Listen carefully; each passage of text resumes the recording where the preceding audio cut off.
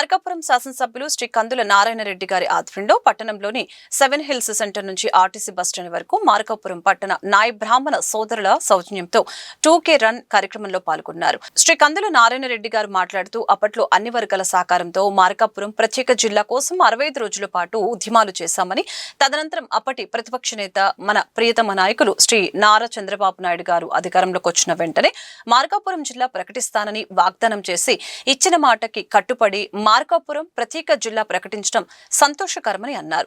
మార్కాపురం ప్రత్యేక జిల్లాతో ఈ ప్రాంతం ఎంతో అభివృద్ధి చెందుతుందని, కర్షకులు, కార్మికులు, వ్యాపార వర్గాల లబ్ధి పొందుతారని, నిరుద్యోగ యువతకు ఉద్యోగాలు లభిస్తాయని అన్నారు. ప్రత్యేకంగా చేతి వృత్తుల వారికి కూడా న్యాయం జరుగుతుందని తెలియజేశారు.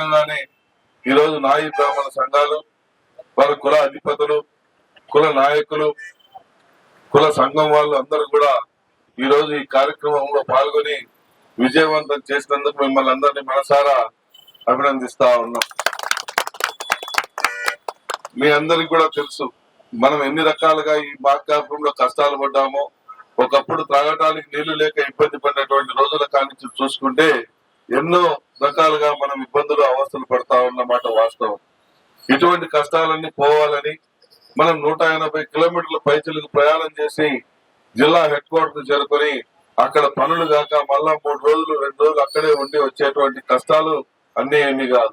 హాస్పిటల్ సౌకర్యాలు, మెరుగైనటువంటి వైద్యాలు లేవు, హాస్పిటల్ సౌకర్యాలు లేవు, అలాగే విద్యాలయాలు లేవు. అన్ని రకాలుగా మన ప్రాంతం ఎంతో వెనుకబాటునంతో అల్లాడిపోతున్నటువంటి పరిస్థితి.